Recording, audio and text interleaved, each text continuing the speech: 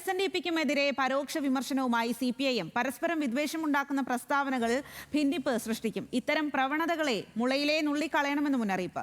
പ്രതികരണങ്ങളെ ഒറ്റക്കെട്ടായി പ്രതിഷേധിക്കണമെന്നും CPIM സംസ്ഥാന secretariat. Arjun രാജാണ് വിവരങ്ങളുമായി ചേരുന്നത്.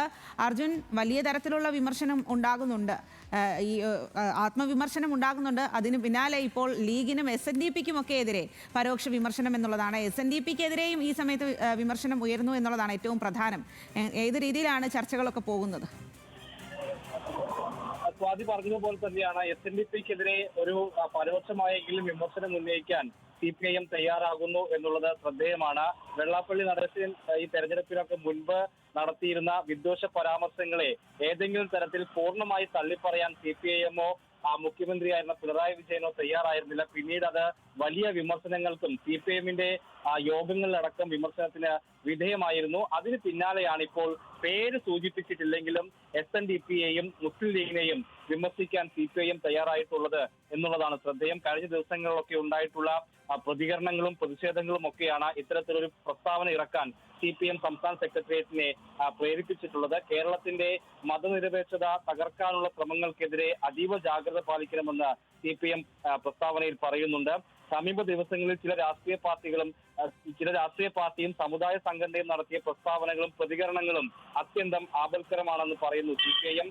പരസ്പരം വിദ്വേഷം പകർത്തുന്ന വിധമുള്ള പ്രസ്താവനകൾ ജനങ്ങൾക്കിടയിൽ വലിയ ഭിന്നിപ്പ് സൃഷ്ടിക്കുന്നതിന് ഇടയാക്കും. ഇത്തരം പ്രവണതകളെ മുളയിലെ നുള്ളിക്കളഞ്ഞില്ലെങ്കിൽ അത് സമൂഹത്തിൽ സംഘർഷങ്ങൾ സൃഷ്ടിക്കപ്പെടുന്ന സ്ഥിതി ഉണ്ടാകും എന്നാണ് CPIMന്റെ പ്രസ്താവനകളിൽ പറയുന്നത്. കഴിഞ്ഞ ദിവസങ്ങളിൽ ഇടുക്കിയിലും തുടർന്ന് അതിന് പ്രതികരണമെന്ന നിലയിൽ മറ്റിടങ്ങളിലും ഉയർന്നു വന്ന പ്രതികരണങ്ങൾക്കെതിരെ കേരള സമൂഹം ഒറ്റക്കെട്ടായി നിന്ന് പ്രതിഷേധിക്കണമെന്ന് പറയുന്നുണ്ട്. കഴിഞ്ഞ തെരഞ്ഞെടുപ്പ് റിസൾട്ട് വന്ന വേളയിലാണ് മുസ്ലിം ലീഗിന്റെ ഒരു പ്രകടനം ഇടുക്കിയിൽ നടന്നത്.